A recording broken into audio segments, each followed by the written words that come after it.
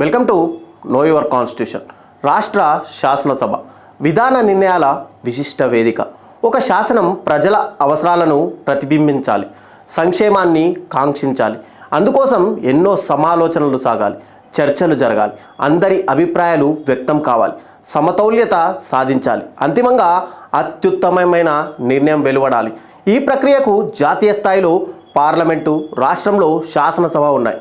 రాష్ట్ర స్థాయిలో ప్రధానంగా విధానసభ అలాంటి విధాన నిర్ణయాలకు విశిష్ట వేదికగా నిలిచింది. ఆ అత్యున్నత సభ నిర్మాణం, సభ్యుల ఎన్నిక, ఇతర రాజ్యాంగపరమైన అంశాలను ఒక్కసారి తెలుసుకుందాం. రాష్ట్ర స్థాయిలో రాష్ట్రానికి అవసరమైన శాసనాలను రూపొందించే అత్యున్నత వ్యవస్థ శాసనసభ.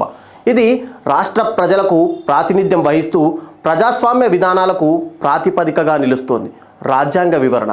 భారత రాజ్యాంగంలోని 6వ భాగంలో ఆర్టికల్ 168 నుండి 212 మధ్య రాష్ట్ర శాసనసభ నిర్మాణం, అధికారాలు, విధులు, సభ్యుల ఎన్నిక, అర్హతలు, అనర్హతల గురించి పేర్కొన్నారు. ఆర్టికల్ 168 ప్రతి రాష్ట్రానికి ఒక శాసనసభ ఉంటుంది. అదే 2 సభలు ఉన్నప్పుడు గవర్నర్, విధానసభ, విధాన పరిషత్గాను, ఒకే సభ ఉన్నప్పుడు గవర్నర్, విధానసభగాను ఉంటుంది.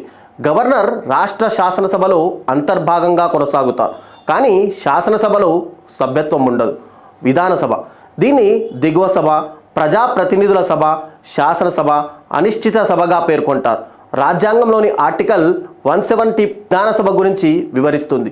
1950 నాటి భారత ప్రజా ప్రాతినిధ్య చట్టం ప్రకారం రాష్ట్ర విధానసభలో ఉండాల్సిన కనీస ఎమ్మెల్యేల సంఖ్య 60, గరిష్ట ఎమ్మెల్యేల సంఖ్య 500. జనాభా తక్కువ ఉన్న చిన్న రాష్ట్రాల్లో కనీస ఎమ్మెల్యేల సంఖ్య విషయంలో మినహాయింపు ఉంది. ఉదాహరణకు సిక్కిం విధానసభలో ఎమ్మెల్యేల సంఖ్య 32, గోవా విధానసభలో ఎమ్మెల్యేల సంఖ్య 40, మిజోరాం విధానసభలో ఎమ్మెల్యేల సంఖ్య 40. రాష్ట్ర విధానసభ సభ్యుల సంఖ్య సంబంధిత రాష్ట్ర జనాభా సంఖ్యపై ఆధారపడి ఉంటుంది. ప్రస్తుతం మన దేశంలో విధానసభల సభ్యుల సంఖ్యను 1971 నాటి జనాభా లెక్కల ఆధారంగా కొనసాగిస్తారు. ఈ సంఖ్యను 2026 వరకు మార్పు చేయకూడదని అటల్ బిహారీ వాజ్పేయి ప్రభుత్వం 84వ రాజ్యాంగ సవరణ చట్టం 2001 ద్వారా నిర్ణయించింది.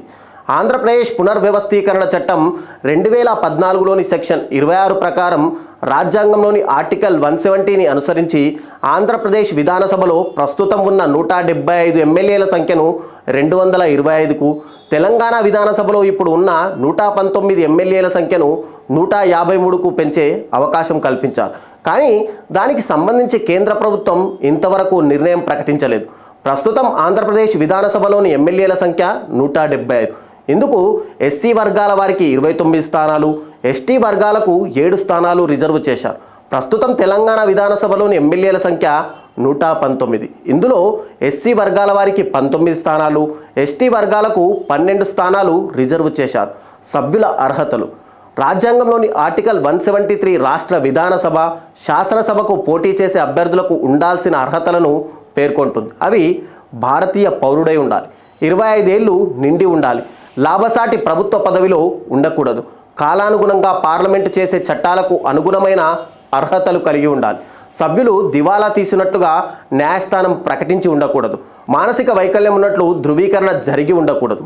నాయకులారా, మీ పనితనం మీ అధినాయకులకు తెలియజేయాలనుకుంటున్నారు. ప్రజలారా, మీ సమస్యలను మీ నాయకులకు తెలియజేయాలనుకుంటున్నారు. ప్రజా సమస్యల పరిష్కార వేదిక మీ అభినవ్ భారత్.